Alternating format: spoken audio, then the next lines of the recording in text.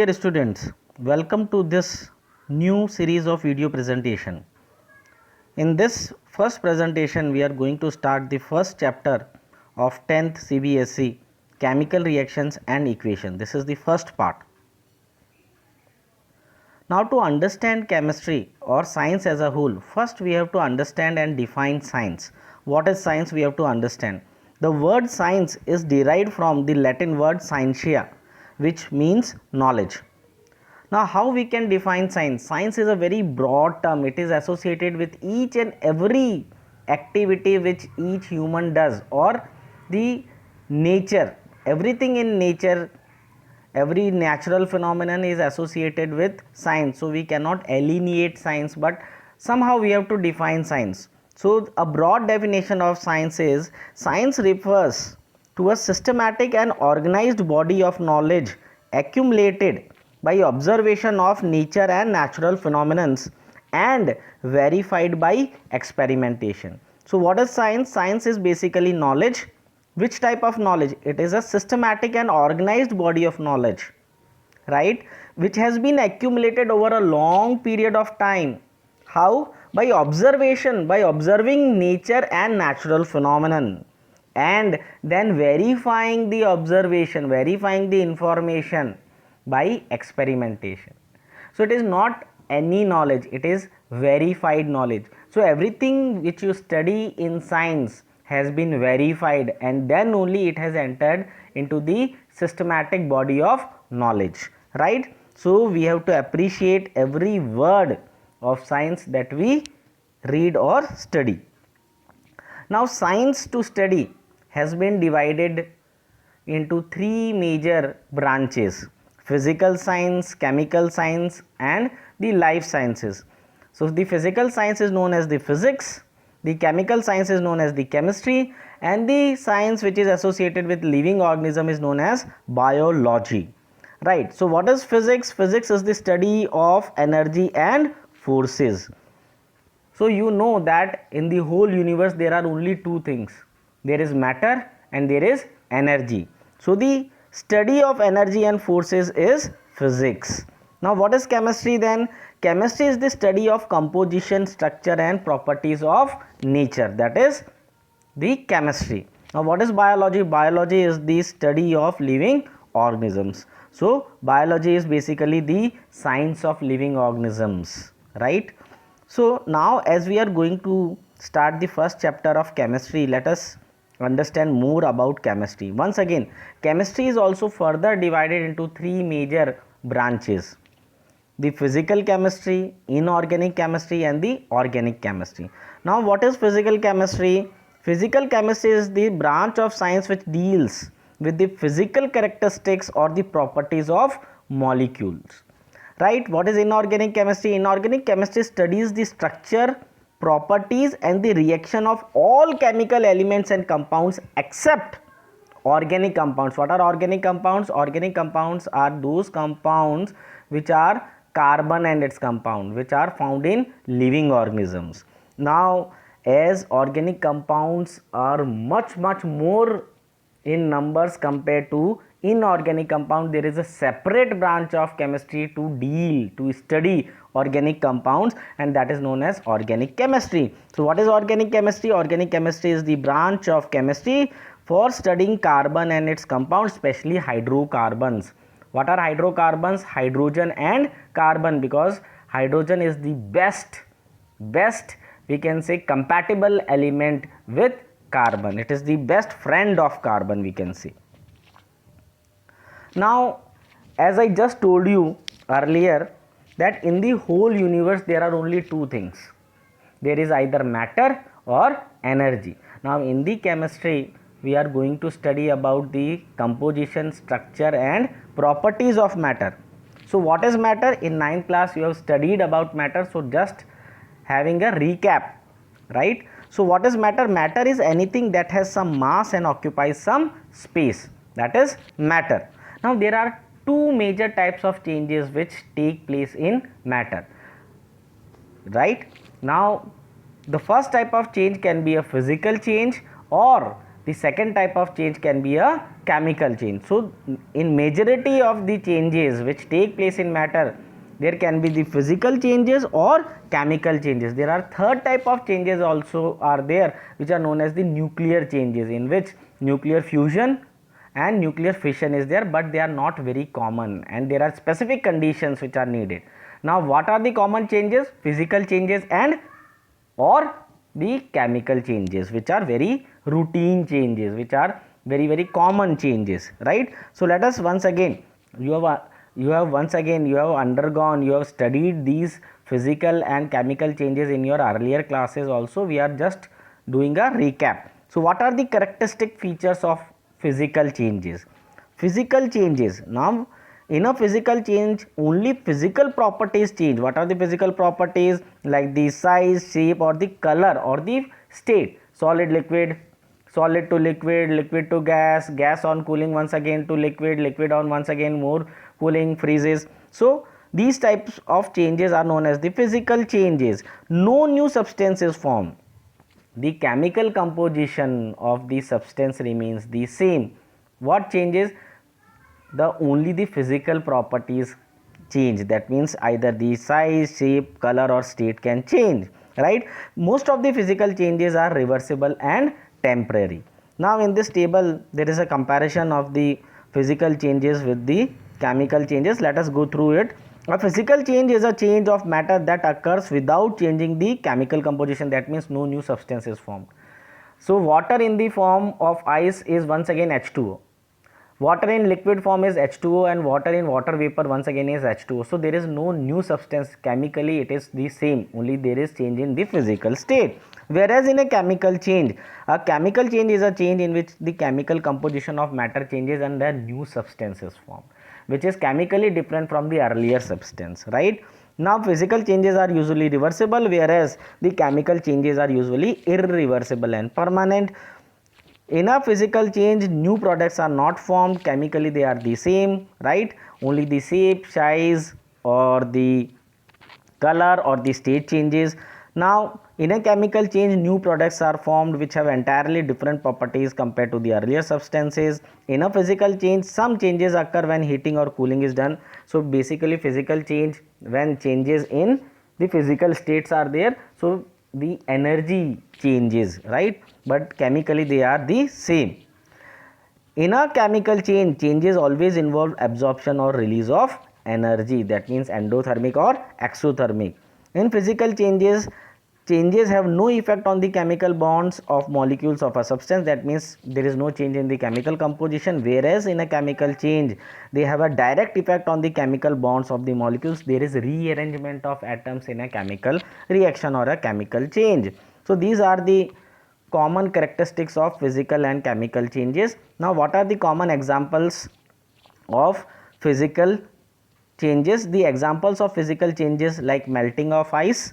So ice in solid form, water in solid form is ice. Once again chemically it is H2O. Once again when it is heated, when there is increase in temperature, it melts and it forms water in liquid form, which once again is H2O. So there is no new substance, only there is change in physical state. Boiling of water, once again boiling of water. So water basically becomes water vapor after the boiling point. So once again there is change in the physical state, but there is no change in the chemical composition. Crushing of a can, an aluminium can, be it of Pepsi or any other cold drink or any other can which is either made up of aluminium or tin, right? So if when we crush the can, it is still made up of the same metal, that is aluminium or tin, only the change is in the shape or the size of the can, right? No new substance is formed.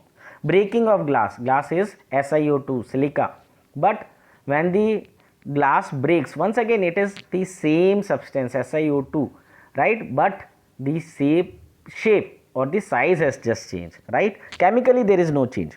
Shredding of paper, paper when it is shredded, right? So what happens, still it is made up of the same cellulose, right? But the shape or the size has just changed. Chemically there is no change, but if we burn paper, then there is a chemical change which has taken place. Chopping of wood, wood when it is chopped into small pieces, once again the small pieces are also of wood, they are chemically the same. there is no change, but the shape and the size has just changed. So all these are examples of physical changes. Now what are the important characteristics of chemical change, right? So the first and the foremost thing, in a chemical change, a new substance is formed. This new substance is known as the product, right? New substances are formed during a chemical change. The chemical properties and the chemical composition of the new substance, that is the product formed, are different from the earlier substance. The earlier substance are known as the reactants, from which the new substance, that is the product, is formed, right? The product has entirely different chemical and physical properties compared to the earlier substances. The earlier substances are known as the reactants, right? The chemical changes are generally irreversible and permanent. That means most of the chemical changes are irreversible and permanent. Coming to the example of chemical changes, some of the most common chemical changes which you observe in day-to-day life are rusting of iron. Rusting of iron is one of the most common sight, right? When you bring a new article of iron, right, the surface is either silvery or grayish in color if it is not painted. When it is exposed for some time to the environment, to the surroundings, right, what happens? The moisture which is present in the environment, which is present in the air, along with the oxygen, the iron reacts with these and there is formation of a coating which is of reddish brown color. It is known as hydrated iron oxide. So this is a chemical change. Burning of wood once again is a chemical change. Digestion, the process of breaking down of complex organic material into simple and soluble substances which the body can utilize for energy maintenance. So that is once again a chemical process which is carried out with the help of enzymes which are known as the biocatalyst. Rotting of fruits and even the ripening of fruits once again is a chemical change. Electroplating, in which a metal is deposited on the surface of another metal, once again it is a electrochemical process. And fireworks, when they burn, they give various attractive types of the lights, or sometimes they explode different types of formations on Deepavali and on New Year's. Once again they are also chemical changes through which they work. Now we are time and again saying what are chemical changes. Now what happens during a chemical change, or what is a chemical change? Basically chemical change is a chemical reaction, or we can say chemical change involves a chemical reaction, right? Or in other word we can say a chemical change cannot take place without a chemical reaction. In simple word we can say a chemical change is a chemical reaction, right? So when a chemical reaction takes place, we can say a chemical change has taken place or it has happened, right? Now what happens during a chemical reaction or a chemical change? What happens during a chemical reaction? So during a chemical reaction there is rearrangement of atoms of different elements which take place during a chemical reaction. So we must be very clear, right? So what is to be taken care of? There is rearrangement of atoms of different elements, rearrangement, right? So we are not saying that the atom of one element gets converted into atom of another element. This does not happen during any chemical reaction. So what happens? There is rearrangement of atoms of the different elements, and this rearrangement results into formation of new chemical bonds, and due to the formation of new chemical bonds and breaking of old chemical bonds, new chemical combinations are produced, and these basically new chemical combinations are known as the products, which have different chemical and physical properties compared to the earlier substances, right? So during a chemical reaction, rearrangement of atoms takes place, and therefore new products, new combinations are formed which are known as the products, right? So there is one very important activity right now, which is basically the burning of a magnesium ribbon, right? So what happens during the burning of magnesium ribbon, right? So here in the picture it is shown that a person is holding a magnesium ribbon over a Bunsen burner. Now what happens, the magnesium ribbon catches fire and a dazzling flame is produced. Along with the flame you can see that there is white powdery substance which basically comes out from this. Now this white substance is formed, which is known as the magnesium oxide, MgO. So what happens during this process? During the burning of magnesium ribbon, rearrangement of magnesium atoms takes place and it combines with the oxygen which is present in the air, and there is formation of a new substance which is known as magnesium oxide or MgO which takes place. So this is the chemical equation Mg plus O2 which gives MgO, magnesium oxide, right? So this is an activity. So if there is a question that what are your observations in this chemical reaction, so what you have to write? You have to write, when magnesium ribbon burns in the presence of air, there is formation of magnesium oxide, right, which is a powdery substance, white powdery substance. Now there are characteristics of chemical reaction, that means there are some indicators which tells or confirms that a particular chemical reaction has taken place or a chemical change has taken place, right? So how do we know that a chemical reaction has taken place? So there are some characteristic features, there are some indicators which basically confirm that a chemical reaction has taken place. So what are these common characteristics of chemical reactions? These common characteristics are: there can be a change in the physical state with the formation of new product, there can be change in color, change in temperature, evolution of gas, formation of precipitate. What is a precipitate?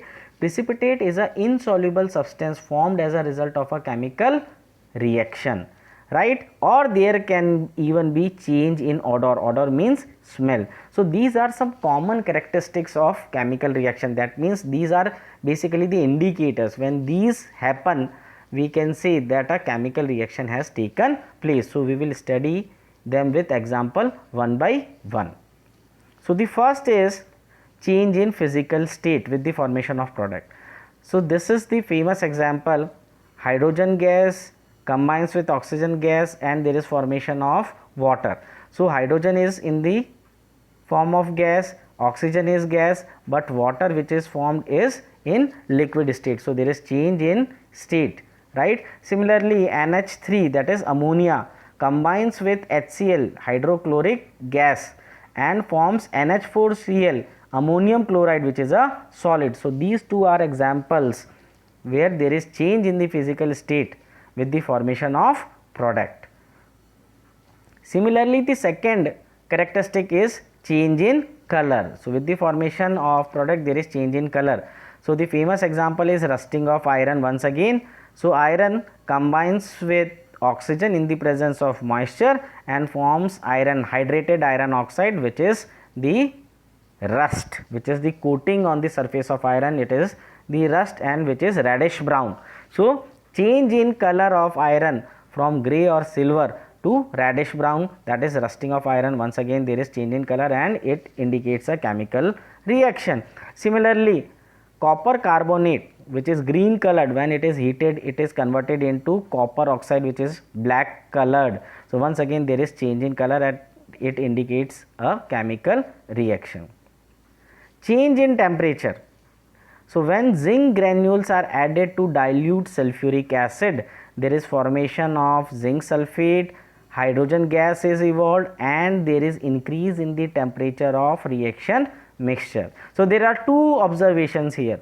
First, there is change in temperature, there is increase in temperature, and second, there is evolution of gas. So when zinc granules are added, to sulfuric acid, bubbles of hydrogen gas starts coming out from the solution and the temperature of the reaction mixture also increases. So this once again is an example of a chemical change or a chemical reaction in which there is increase in temperature. Similarly, in the neutralization reaction, when strong acid like HCl combines with strong base like NaOH, there is formation of NaCl, which is salt, and water, and there is tremendous amount of heat once again which is released. So we can say that change in temperature with the formation of product is also an indicator of a chemical reaction. Evolution of gas, that means there is bubbles which are liberated, which are evolved. Formation of a gas is also an indicator or characteristic of a chemical change. So once again here we have taken the same example. When zinc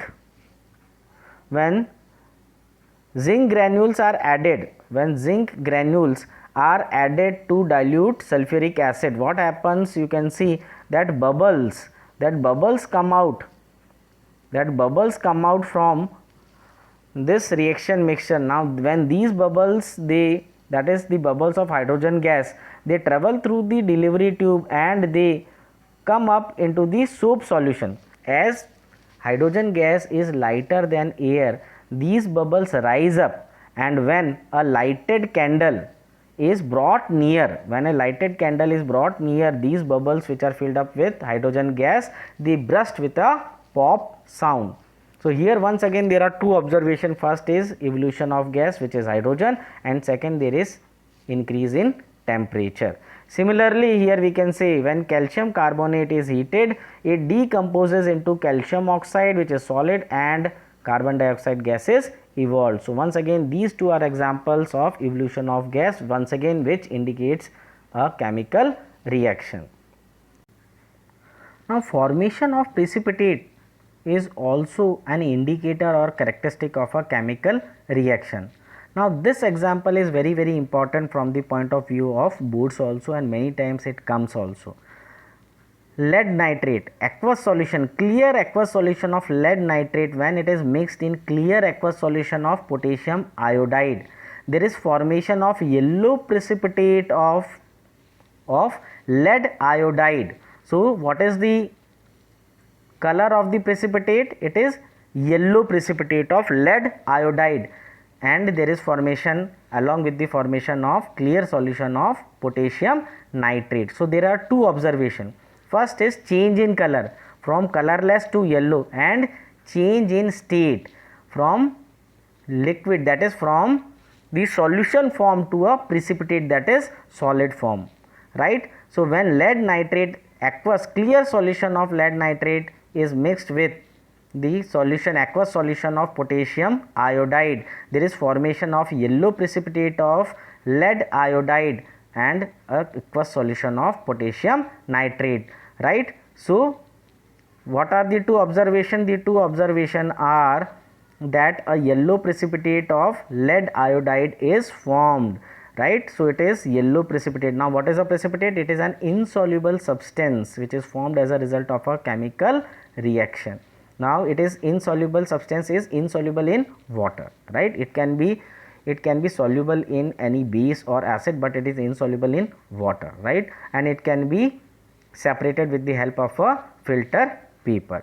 Similarly, the next example is when a clear aqueous solution of sodium sulfate is mixed with an aqueous solution of barium chloride, white precipitate of barium sulfate is formed, and an aqueous solution of sodium chloride is formed, right? So once again this is also an example of a precipitation reaction, which once again is a example of double displacement reaction, which we are going to study in the next presentation. Now change in order once again is a characteristic feature of a chemical reaction, which may be present in some reactions, not in all reactions, some reactions. When N2 gas, nitrogen gas, reacts with hydrogen gas, so both nitrogen and hydrogen gas are odorless gas, but when the product is formed, which is ammonia, it has a very pungent smell, which is very pungent. Pungent मतलब क्या बोलते हैं? Pungent मतलब हिंदी में हम कह सकते हैं तीखी, है ना? उसको अगर कोई सूंघ ले तो उसके नाक में जलन होने लगती है ना? इतनी तीखी होती है, pungent smell. right? Similarly, when ferrous sulfide reacts with sulfuric acid, there is formation of H2S gas. Hydrogen sulfide, and hydrogen sulfide has a very bad odor, which is like smell of rotten eggs, right? Smell of rotten egg is very bad smell, right? सड़े हुए अंडे की smell जैसी. So this is the smell of hydrogen sulfide. So when there is change in odor, right, it also indicates a chemical reaction. So let us just have a recap of what we have learnt in this presentation. First is the definition of science. Science word has been coined from a Latin word scientia, which means knowledge.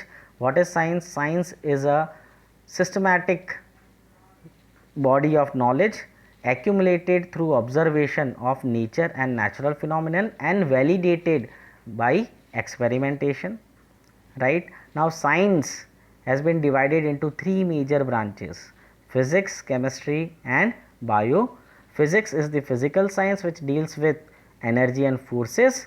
Chemistry is the science which deals with the structure, the composition and the properties of matter. Biology is the science which deals with living organism. Now as we are studying chemistry, now what is chemistry?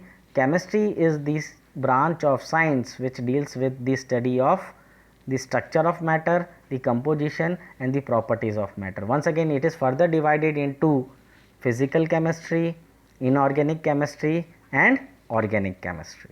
Right, now there are two types of changes which are very common in matter. What is matter? Matter is anything which has some mass and occupies space.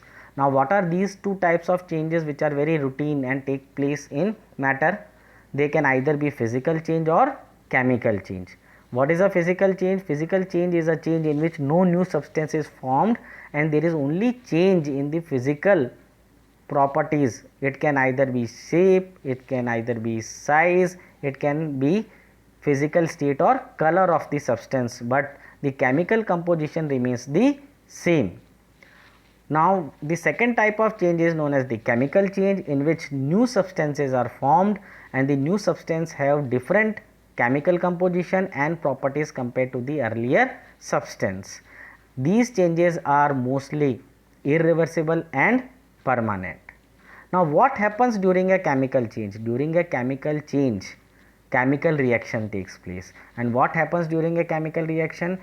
During a chemical reaction, there are rearrangement of atoms. Rearrangement of atoms takes place, and by the rearrangement of atoms, new combinations are formed, and these new combinations are known as the products, right?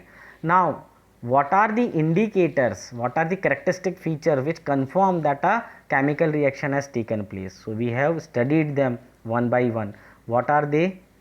Change in temperature, change in physical state, change in color, formation of a precipitate, evolution of gas, change in odor. So these are some common characteristics or indicators which confirm that a chemical reaction has taken place, and I think that you all have understood this. Okay, so I thank you all for watching this video, and in the next presentation we are going to discuss about the types of chemical reactions. Thank you very much.